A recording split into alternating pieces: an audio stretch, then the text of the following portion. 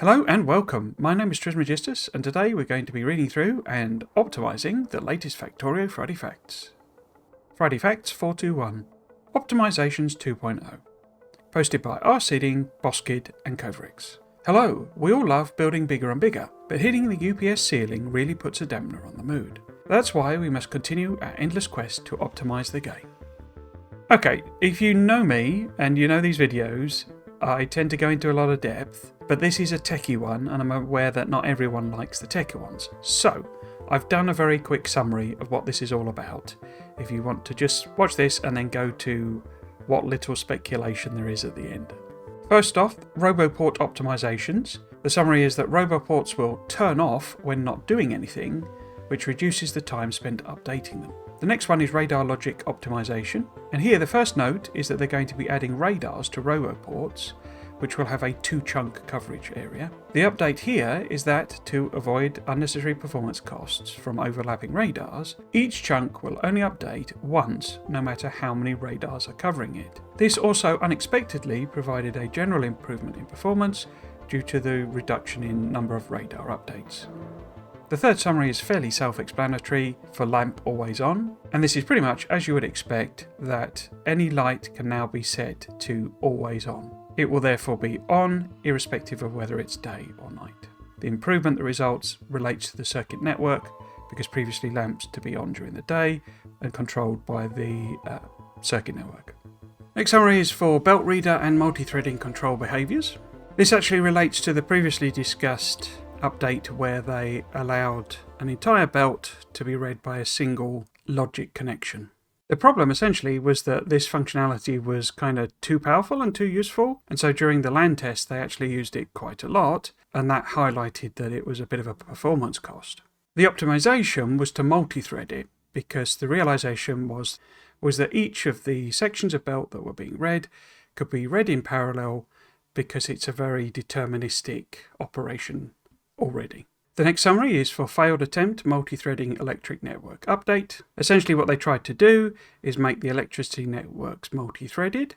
However, when that was executed, it was found that it didn't improve performance, or at least that it had perhaps an improvement in one area but a detriment in another, which meant there was no real difference. The reason for this is because the actual operation of the electricity network is fairly simple, and the slow part is getting the information from memory, and therefore it's essentially memory read speed limited. And of course memory read speed is not something that multi-threading improves.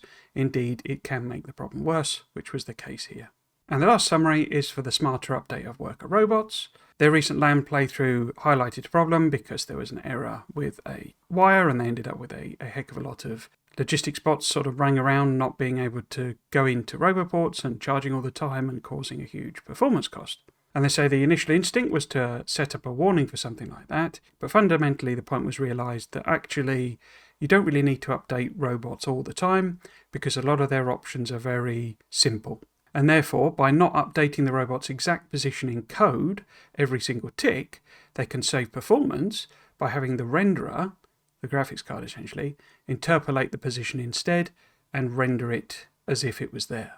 They have used the same trick before, so it was a case of implementing that same concept for logistics robots as well. And they just round out by saying that even more optimizations are planned.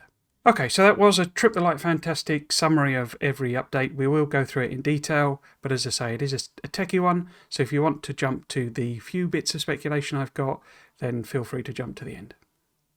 Roboports Optimisation by RSeeding. I profiled many save files over the years of working on Factorio and frequently see saves where logistics and or construction robots are taking a lot of update time. That's nothing new, but along with robots come Roboports in large numbers. Image just shows a whole load of Roboports, basically some particularly dense areas of Roboport coverage where presumably there are lots of logistics chests and that sort of things, but it's a fairly universal sort of single network type setup, and the caption therefore just says a typical factory with lots of Roboports. Roboports have never been slow, but they're always present and people are encouraged to build a lot of them. Even more in the upcoming space age where you want to do a lot remotely. After the most recent playtesting session, the resulting save once again showed them taking some small but non-zero amount of time, and it got me thinking about them again. It would be really nice if they didn't need to be active and updated all the time. Most Roboports don't have anything to do except consume power. Every so often, relative to their lifetime, they will have some robots come along and need to charge or station. But most don't really need to do anything except exist as an extension of the logistics network. So I tried an experiment. What if I just turn them off when they don't need to do anything special? If a robot comes along and wants to charge, or one of the other rare situations where they need to do things, I just turn them back on until it's over. There were, of course, more complexities to it than just that, but the end result worked. The time spent on Roboports in our recent playtesting save file dropped from an average of 1 millisecond to 0.025 milliseconds per tick. So not a lot of clarification I can really add there, but I think the basic point is when you've got lots and lots of robots, you've got lots and lots of Roboports. And so what you might be doing, you might be working away here, or this is where, maybe, in fact, this is probably a better example of this real density of Roboports. Maybe most of the manufacturing using bots is going on here, but they want to be able to, I think there's actually, some of these are train stations. This one here in particular, this is like a train stop, a sort of maybe a depot or something like that. Or, in fact, actually, it looks from the map items that it's probably something more like a power thing, perhaps something like that. But if you imagine a depot or, say, a power station or something like that, where you want to refuel your trains, and, of course, therefore, you want Roboport coverage, but trains rarely need a lot of fuel, particularly when you're onto nuclear fuel. They need a nuclear fuel thing every a couple of hours, basically. And so you end up in a situation where you've got a lot of Roboport coverage, and the game at the moment keeps all of those Roboports on and active and doing their checks. And the point here, what's meant by turning off, doesn't mean that the Roboport is turned off and your network stops, or the connection drops, or a robot can't charge, or anything like that. What it means instead is that it's off from a code point of view. Now, of course, if a robot does come along and want to charge, or you suddenly decide you want to delete that part of the base, or what have you, or upgrade it with belts or something like that, then it will switch the Roboport on from a code point of view, and it will become active, and it will keep checking it, etc., etc. But when it's done all of its stuff, when it's done all of those jobs that have been assigned in that Roboport coverage, it'll get switched off from a code point of view as well. And of course, the point here really is that that maybe applies to a megabase for a normal current vanilla type playthrough. That's a real problem with number of Roboports. But of course, the point is that we're getting a situation where you've got 5 planets, all of which will have Roboport networks. You might also be the sort of player who divides their networks up, so you've got lots and lots of different robot networks, but probably quite a lot of them are not going to be doing a lot of the time. So you've got even more Roboports that could easily be turned off, and so by doing so, it hugely improves the performance. It's a very significant improvement in performance, going from 1 millisecond to 0.025 milliseconds. Radar Logic Optimisation by R. Seeding. Early this month, a minor feature card appeared on the to-do list to add a small radar coverage area to Roboports. Normally that would be about 5 minutes of work to implement, but the card had a small stipulation attached. Do it in a way where overlapping areas don't increase the performance cost. Up until this point, radars as entities and radars as features built into other things, like the player, were a very simple, every so often, iterate around it and ask the map system to keep it revealed. That worked fine for the most part because you don't typically have a lot of overlapping players or radars. But now, we wanted Roboports, an entity you do build in very tight clusters with a lot of overlap, to do the same logic. So I guess the big reveal there is that Roboports are getting a little radar on them. I'll be honest, that's the sort of feature that I was puzzled why it wasn't there, because when you're putting down Roboports, it's actually really painful to have to find the points where you have to put radars as well. So to have in a little inbuilt radar is just like a huge little quality of life improvement. So it's not a big feature change, but it is a little thing that'll make them really, really useful. I mean, to some extent, if you look at a base like this, it means that you probably won't need radars at all, like normal radars, only at the edges where you want to keep, the biters in check or what have you. And the basic point is that in the game at the moment, if 2 radars overlap, then it will keep that, because your radars have that, always revealed coverage area, they'll basically be repeating the same reveal, what's going on in that chunk for every radar that's covering that chunk. But because you rarely have lots and lots of them, if you're doing a little area that you want to reveal, you might put down, say 4 or 6 or something. And then once they're gone, you're probably going to take them away as well. So as a performance cost, it's not all that high. And you tend to, not least of all because radars are quite expensive from a power point of view, you tend to space them out so that they have not overlapping coverage or very minimal coverage overlap. But of course, if you then put Roboports absolutely everywhere, every single one of these with a radar means that it's going to be updating chunks over and over and over and over again for no real point. So the idea was to try and find a solution to that. My apologies for the audio quality from here. I live near an airfield, and there was an air show happening in the background. I settled on a registration style system, where anything that wants to reveal an area of the map simply registers the chunks as keep revealed by increasing a counter for that chunk in the map system. As long as the counter is larger than 0, the chunk stays visible. Things can then overlap as much as they want, and it simply increases the counters. So here we see this in this screen capture. The caption says debug option showing the keep revealed counter, and as you can see there are simply numbers on each of the chunks that say how many radar type features are have that chunk as an active always on chunk. So presumably this base, I don't know if it is the same one as this, I don't think it is. Might be a bit different area of it. But this base presumably has quite a lot of Roboports in this central production area here. This looks like a bus type approach, and it's probably then had Roboports added to it. And of course you can see here there's probably just like a one radar over here for this outpost, and there's a couple of radars overlapping every so often. So these have lower numbers. Big numbers are here, and previously, or at least with the introduction of the Roboport radar, these would each have been updated. So this one chunk here would have been updated 47 times per tick, which is obviously pointless. There's nothing that means that it needs to be updated that often. So instead, there's just a counter, and it just says for everyone that's got a number above 0, just keep it active. Even if the number is 47, keep it active. If a chunk has a counter greater than 1, it is put in an update bucket, and we loop through one bucket each tick. When the counter goes back to 0 for a chunk, it's removed from the bucket and it stops getting updated. Here we just see that sort of in action basically. This is the game updating each chunk based on whether it's got a number greater than 0 basically. And the caption just says looping through the buckets to keep chunks charted at 50% speed. So it's actually going a lot faster than that. But it's basically chugging through, and as you can see, each one, when it's red, is being updated once. And yeah, my guess, there's actually, I don't know if you noticed, there's some red numbers on this one, and my guess is that that's just showing the same debug option.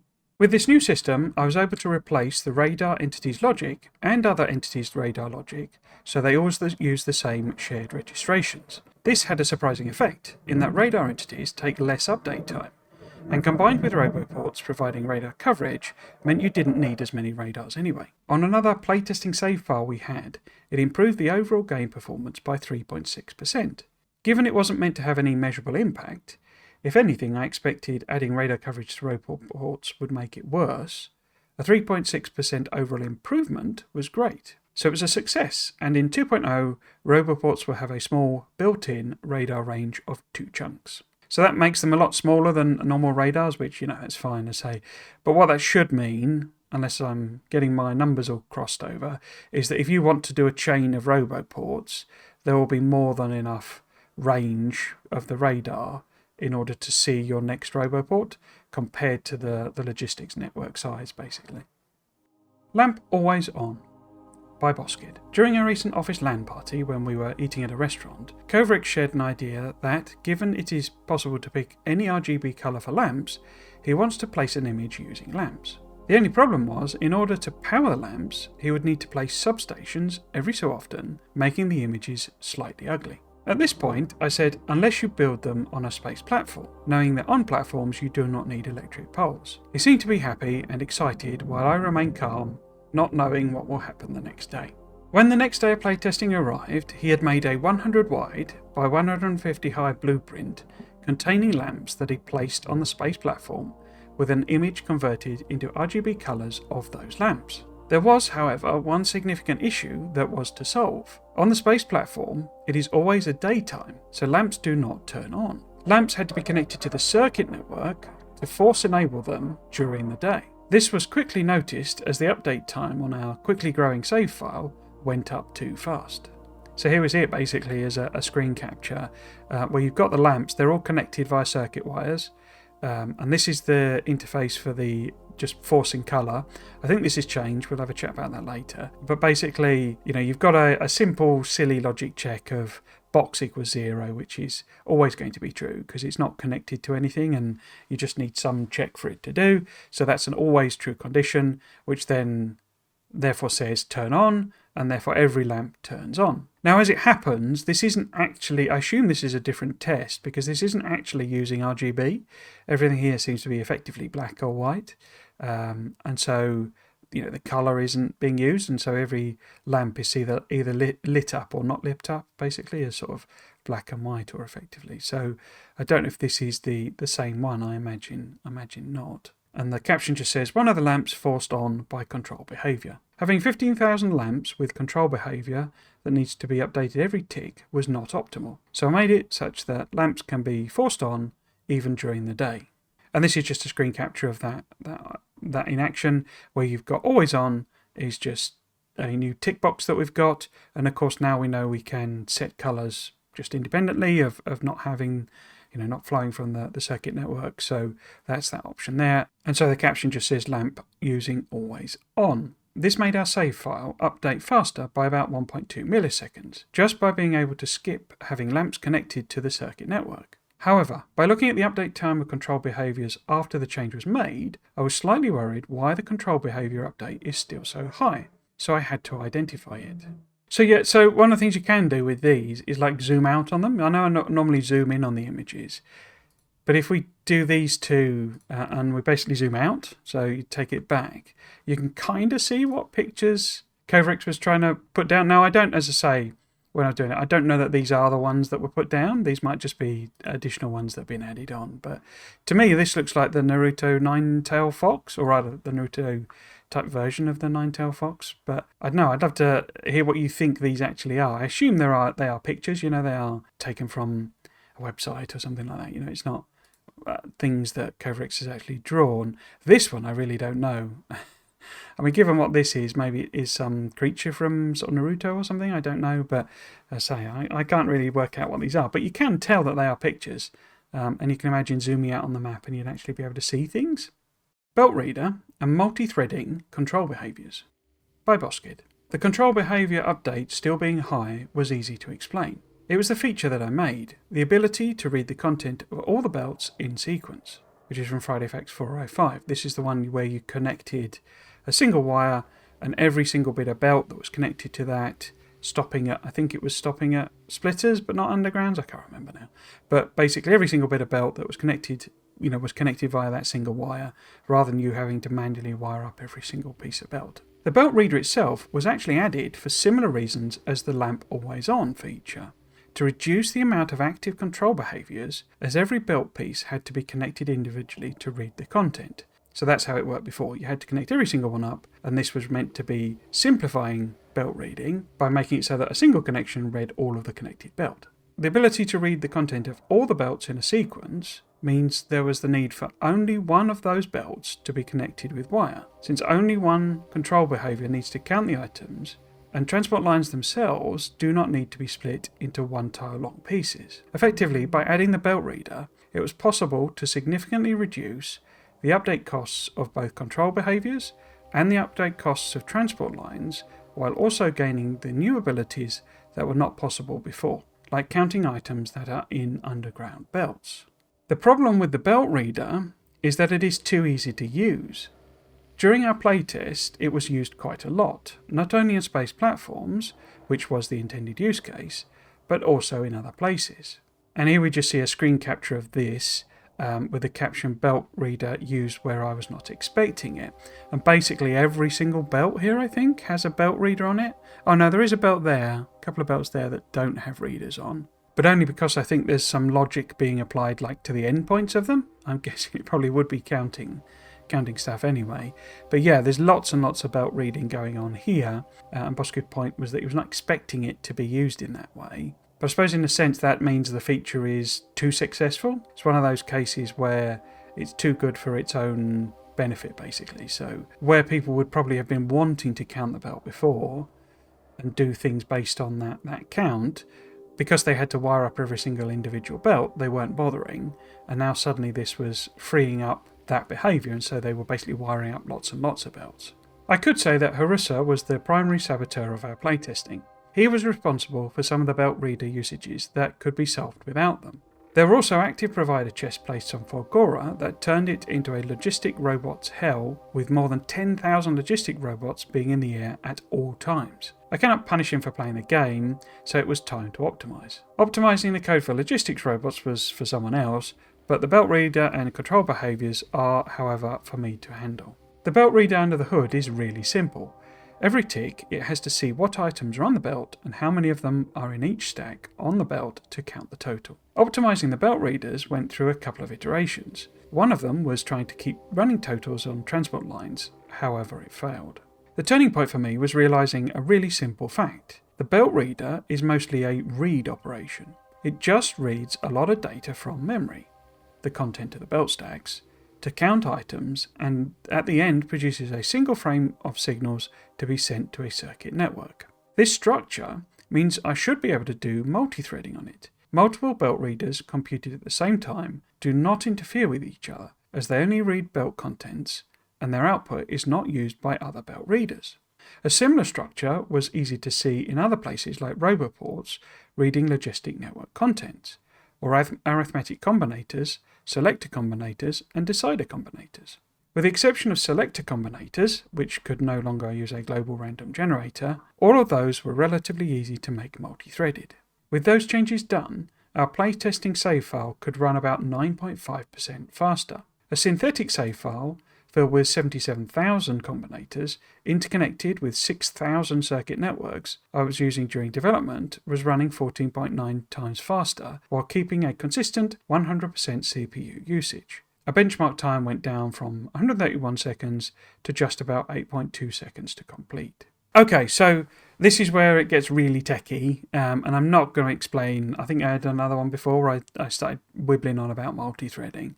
But the basic point is these things are like completely separate operations. There's no dependencies between them. And also what they're doing is very linear. Every single belt updates at a particular rate. So items are moving down the belt at a very particular speed. They're not changing speed. They're not really reacting to anything other than inserters grabbing from them, which just increases numbers, or putting things on them, which changes numbers as well. So it's a very linear, simple, very stepped process. And of course, none of them are interdependent. There's not a case where this thing has to happen and then this thing follows it and then this thing follows it and this thing does. Now, that would be something that would be happening because of logic you were doing.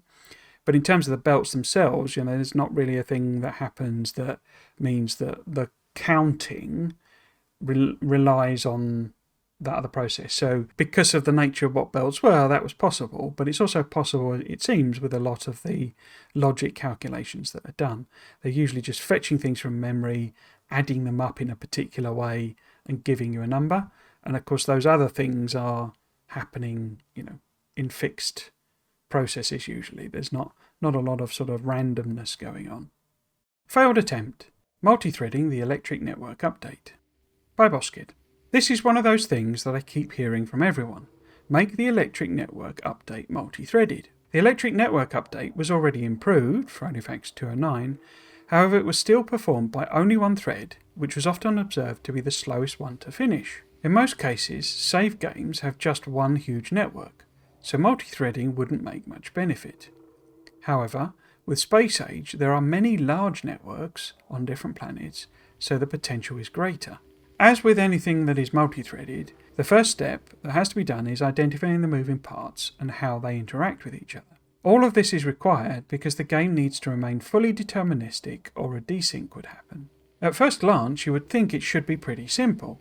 Each thread works on a different electric network and it's done. This is, however, not the case, because there is one game mechanic that makes it slightly more complicated.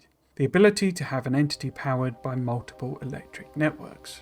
And this is the example shown here. We've got one of the cases where electric networks are not independent. So we've got a refinery in the middle here, which is cracking, doing basic oil cracking, outputting petroleum. And on the left side, it's got a boiler powered by nuclear fuel. And on the right side, it's got a set of solar panels. Those networks are separated. The substations are not connected. We would have to assume there's nothing going on outside of this image. It's just from the editor. So basically, you've got one entity being powered by two separate networks. Okay. I would be honest, maybe people do deliberately design like this, but this feels more like something that would happen essentially by accident. That you've not realised these aren't connected and you've got a machine that's overlapping. And of course, just because it's done by accident or not deliberately or what have you, that doesn't mean it shouldn't work, basically. In this example, when the oil refinery is crafting, its energy storage is discharged and the electric network needs to charge it back again. Here we have two possible cases that can happen. Firstly, the left electric network updates first. Charging the oil refinery from the steam engine, the boiler would then burn fuel and the inserter would activate. Secondly, the right electric network updates first, charging the oil refinery from the solar panels, in which case the boiler remains idle. Because of this, the networks are dependent on each other and must be updated by the same thread. So basically, if these were two independent threads, you could have the situation where one thread is running ahead of the other. Okay? And the only way you could stop that, as I say, is to have a dependency between them, which means that one, even if you put them on separate threads, one would have to get to a point and wait for the other one to get to the same point so that they could sort of check, if that makes sense, which defeats the point of multi-threading is the point. But the basic point is if you've got two things that are potentially dependent on each other, you can't let them go off and just do their own thing, because what they do may conflict, basically. After finding all the cases like this, like power switches closing, causing multiple networks to merge, I was able to define what an update group should contain. If two electric networks had at least one entity powered by both networks, those networks had to be in the same update group, be updated by the same thread, and desyncs will not happen. I was able to start doing measurements. The results. And this is where the idea failed completely. I could see our playtesting save file having at least 4 large electric networks that are completely independent since they are on different planets. However, the electric network update time remained the same, while the CPU usage went up significantly. As it turns out, the electric network update does not really do much. It just reads 2 variables, does 1 or 2 additions, and goes to the next entity. It was memory throughput limited, and by having more threads reading the data from memory, processors cannot simply read data faster. With multi-threading here, instead of having one thread wait for memory, all of the threads doing electric network updates were waiting for memory, slowing each other. To fully reject this idea, I had to use additional profiling tools like Intel's VTune, which allowed me to give more numeric arguments that showed that the electric network is memory throughput limited. Our playtesting save file had the electric network update time improved from 0.5 milliseconds to 0.39 milliseconds, while the CPU usage went from 0.5% to 15%.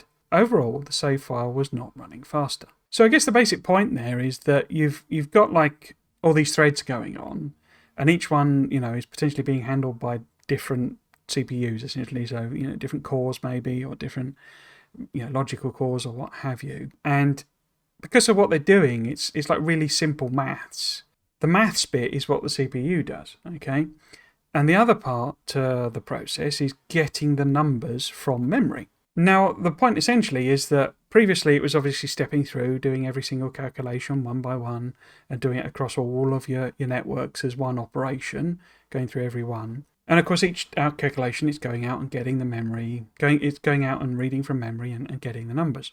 If you simply chop that up so that instead of it going in one continuous line, it's maybe done in 2 lines going at the same time, the problem is that both of those are trying to call on memory. And there's only so much data, basically, that can be passed into the memory. You might have heard of cache and things like that. And basically, the numbers coming into the CPU and going back out again is a kind of a bandwidth thing, basically. It's an amount that can be done all at once.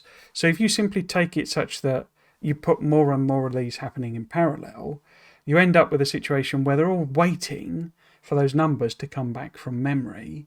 And so in effect, they're not running any quicker, because instead of saying, right, well, it takes 0.5 seconds to do it all, that does drop to 0.39 seconds, but then you introduce delays from the CPU going out and getting the numbers. So the actual logic might be being executed quicker, because it's being done partly in parallel, but it's still as slow because it's having to wait for the memory. So although it is, I guess, technically in a way a more optimal solution, it's then quite dependent on your hardware. Whatever cache, speed you've got basically of the fast memory that the CPU is relying on to get those numbers is your bottleneck. And so you can't really improve it past the point where the fastest CPU effectively would be able to, or the fastest memory core would be able to win essentially. So it's not actually bringing in any improvements. Smarter update of worker robots by Coverix. I noticed a problem with logistics robots in our office save.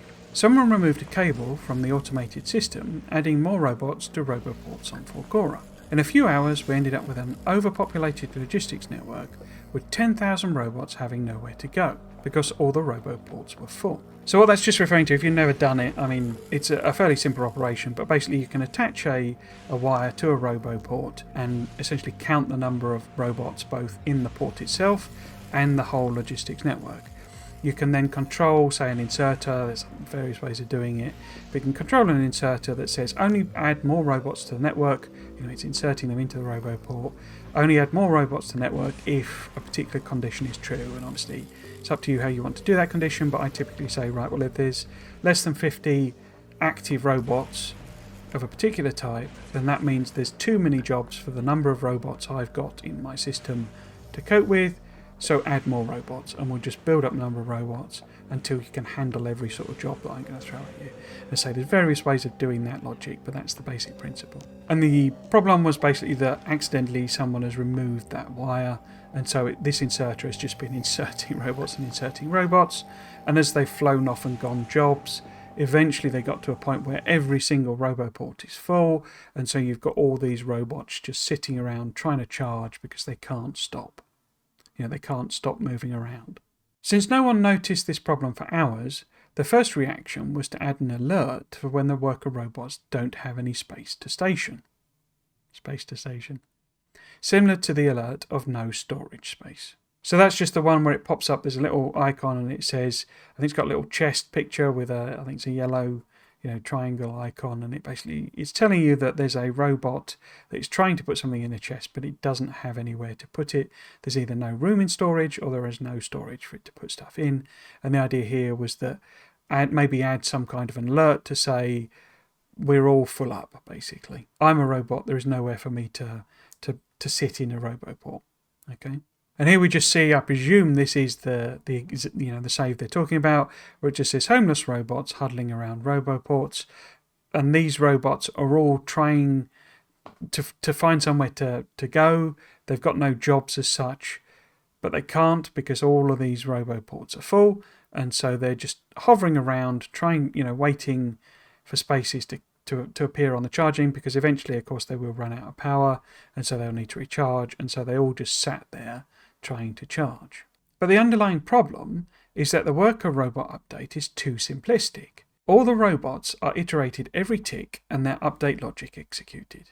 However, the update logic is, most of the time, very, very simple. Things like continue moving towards this target, wait in the queue to start charging, etc. It is not a new idea to fake the smooth movement of something while actually updating it only once in a while. We used the chunk update planner and the smoke update trick 9 years ago, so it was just a question of time until these techniques would be applied to the worker robots. The problem with the worker robots, compared to just smoke, is that they do a lot of different things, different types of jobs, stationing, charging, etc. But since I was motivated to find another way to optimize the game, I sat down and jumped right in. So just to clarify, I guess, when it says the real problem, because this is a problem, this is not something, not an ideal solution. But the point really is that, this is causing performance problems because the robots are basically just taking up updates. They're just sat there, mostly not really doing anything, waiting for a charging slot, So why are they being updated every single tick or every single time? Why not just wait until they've got a change and then update based on the change? Or if the job they're doing, and this is what Corex goes on to explain, is simple, it doesn't involve anything that requires it to be position updated every single time, why not just only update it every so often? Okay. The main part of the challenge was the robots moving, as most of the logic worked in a simple way. Are we there yet? No, move closer.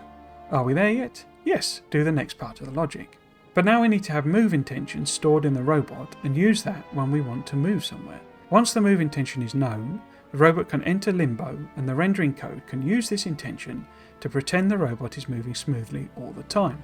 This can also be used to calculate the arrival time at the destination to know when to schedule the next update. So we've then got a little video and it says debug visualization red, the real robot, is only updated once every 20 ticks. The ghost robot is the predicted position used for rendering. So the ghost robot means this white one here, basically. So that's the robot you would see, okay? But the red one is where the real robot actually is. And the point really, robots are a thing that move, they're like belts basically, they're like floating belts. So they move at a continuous speed. Obviously they slow down maybe when they get to their destination, things like that. But if you look at them, they don't really.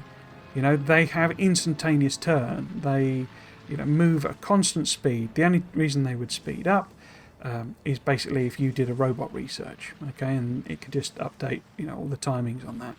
But the basic point is you can be here, right, and that the jobs for the robot is finishing over here. It's got a job that is pick up from this passive provider, put into this requester chest. And so what you can say is, right, well, I'm here at this time and my constant speed is this. We know what the constant speed of the bot is. I don't need to bother about acceleration and deceleration, so you know where you need to be, and you know that you're going to travel at a constant speed. So from that you can basically say, right, well, at this point I'm going to be here, and at this point I'm going to be here. I'm going to do it in a series of steps effectively that are continuous, are constant, they're the same amount.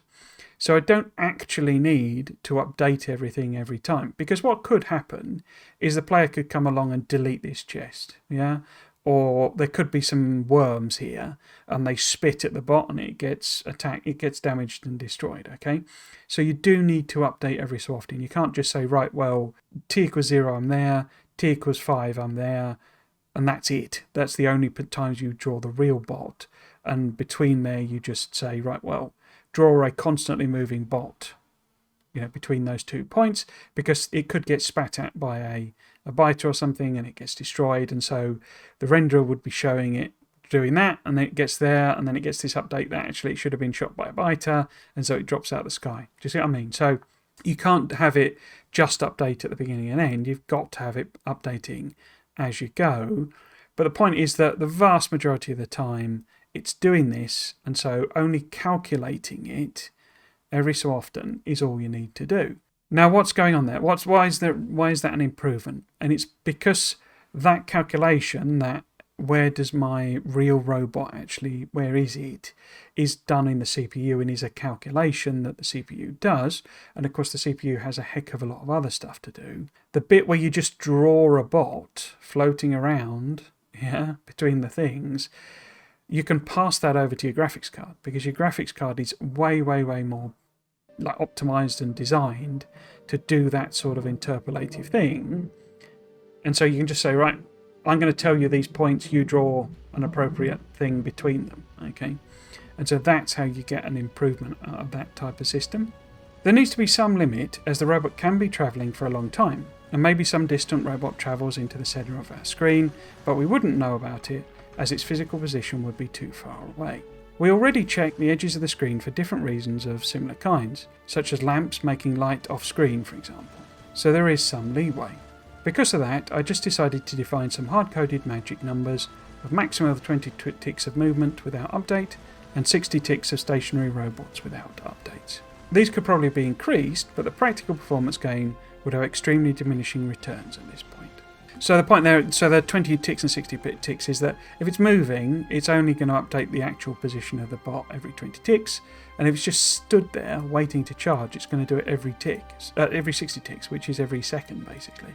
So every 1 second it will say, is the bot still there? Bot still there. Is the bot still there? Bot still there. And so if it, it can be drawn by the renderer, even though the renderer is not being told it's changed, it's just drawing it where it is. And maybe it's adding a little floaty animation or something like that. But yes, so it's an interesting trick, basically. The result. In the Office LAN party save, the overall save performance was increased by 15%, and it generally depends on the amount of robots, but with some heavy robot saves, the overall performance gain is usually around 10 to 25%. I call this a success. With all of the changes combined, we are getting into more comfortable territory when it comes to performance with bigger space age saves. But it would be nice to push it even a little bit more, to allow players to go even crazier. We have some ideas which could help a lot, so stay tuned, and hopefully these will be success stories and not failed postmortems. As always, let us know what you think at the usual places. Speculation then. I mean, obviously the overall reaction is great. It's interesting to find out about the failed attempt as well. But yeah, I don't know that there's much other to say than, it's great to get more optimizations. Even though someone who doesn't particularly go in for mega bases and that sort of thing and has a pretty good PC, I've only ever encountered sort of slowdowns and performance issues for me personally. From the one attempt I did at a mega base, and that was just horrible optimization because I'm just not that good at that sort of thing in terms of the build itself. So actual performance optimizations probably don't actually have a great deal of impact on me. I could see a space age game where you've got your 5 different surfaces, and all of your platforms going on, just being complicated and big and requiring a lot of memory and processing and what have you, just simply because it exists in a sense.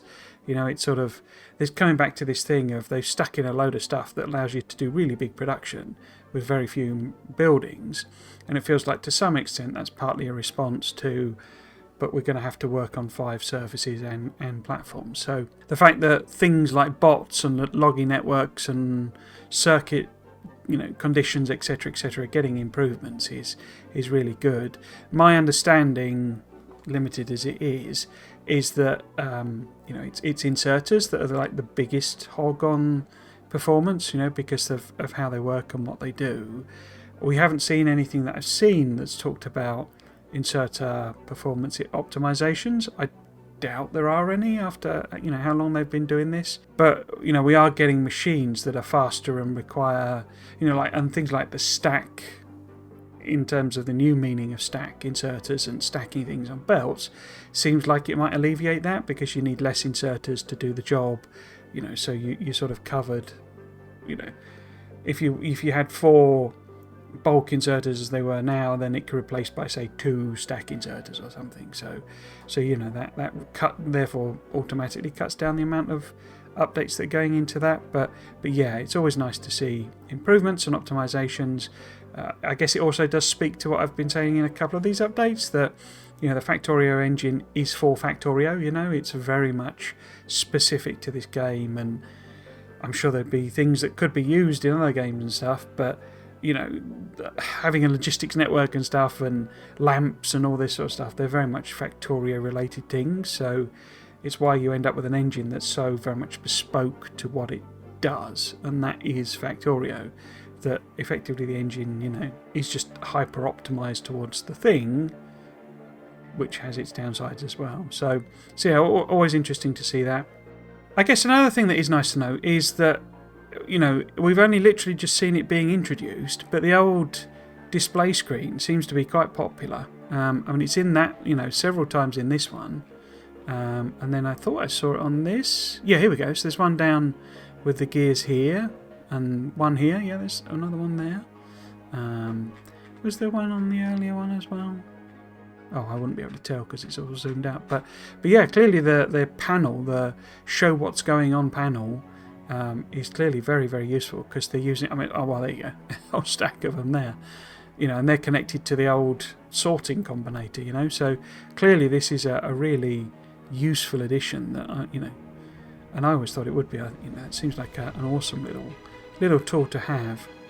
The other one was, I don't know that we'd seen the circuit, colorization like GUI. I mean, if we had, I don't recognise this. It is interesting that, you've got these three options of colour mapping, colour components, and packed RGB. I have to confess, I don't actually know what those are. Obviously, I know what red, green, and blue are, and I know what RGB is, but I don't really know what the difference between those are. They look like selectable options, so that you use one or the other. But I don't know, as I say, what it would be mapping to, and obviously colour components is the amount of red, green, and blue, I guess. So yeah, so how this is actually going to function and stuff is kind of interesting, because I don't recognise this. And I assume that if you maybe click the old colour picker button, it gives you these options as well, and you could still use these. But I don't know if these relate to maybe circuit conditions that you can set now. But yeah, I didn't recognise this menu at all of how you do it. I guess a possible point of speculation is around the old Roboports getting their own radar. I don't know if these... I mean, one of the problems I have on a lot of these, you'd have seen if you're a regular viewer, is that I see things, because I'm looking at them in a different way. There'll be some bit that has been, in the game since, I started playing, and I've seen it literally millions of times. And I don't recognise it because I'm looking at it in a different way. So I don't know if there is some visual representation of a radar on a Roboport now. This little bit here didn't seem familiar to me, but as I say, it could literally just be I've just not looked at it in the right way, and I've just not seen that before. But it did look a bit like that was maybe a radar head that might be moving around. But as I say, I'm seeing things that have probably been there a million times before. And I suppose another point might be for speculation, what else might get a radar?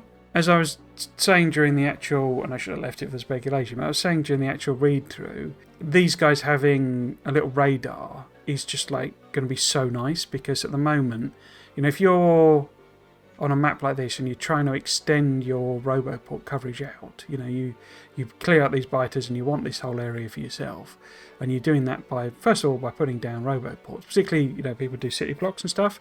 It feels like it would be massively useful there, because at the moment they have all, they usually often put radars in, and of course now you can just cover it with the Roboports, so you don't need to do anything. And so by having this ability that this Roboport is going to be able to see far enough over, I would hope. I'm obviously pointing at the wrong thing, that is a proper radar, but the Roboports here are going to be able to see far enough over, that you're going to be able to put in a Roboport at its maximum range, so you're not going to be range limited. Obviously you've got the wire range is usually shorter, but of course we've got quality power poles now, so that might not be quite as much of an issue if you need to. But if you're trying to fill this gap in with Roboports at the moment, you've got to sort of put a radar at the edge and see what you can see with a radar, and put them in and then replace the radar, and it's all a bit manual, a bit chunky, a bit sort of complicated, a bit janky, a bit sort of messy really. And so just to have the Roboports have radars in them is a brilliant little improvement. But it does make me wonder, as I say, will other things get radars that don't have them? If you're talking about at the moment that, an obvious example is trains, because we're going to get all these systems and the intention for us to operate everything remotely. And at the moment, trains don't have a little radar on them, so they can be buzzing around the map. And if you're completely remote and they're off at some halfway point between an outpost and your main base, and something has happened, it's stopped, and you don't know exactly what's gone on, you don't know why it's stopped, you suspect maybe some biters have eaten the track or something, because you got a warning about 6 hours ago. You can't at the moment sort of zoom in and see that train on the map. It's just it's like an arrow representing the locomotive, and the dots representing the carriages sort of thing. So at the moment you can't really see that. So if that got a little radar, even just a one chunk one, then being able to see that would be good. The only problem I would say with that is that if it's zipping along, it might actually be a bit problematic updating it. So that'd be an argument for not having it. I can't honestly remember whether Spidertrons reveal the map, but other vehicles don't, so the car and the tank, and if there's any other vehicles, they don't reveal the map, basically, so they can be just sat as that little triangle, and you don't know whether it's your tank or whether it's your car or, what have you. So being able to see those as well will be useful, particularly if we do end up with, we know that the Spidertron remote is becoming the RTS remote.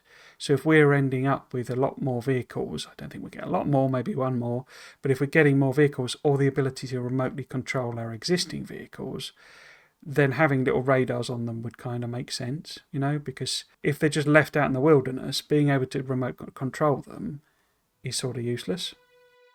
I hope you enjoyed today's Friday Facts and might consider coming back for another one. If you'd like to chat about the latest Factorio Friday Facts, you can find me live streaming Factorio every weekend over my Twitch channel @Trismegistus. Thanks for watching. Cheers.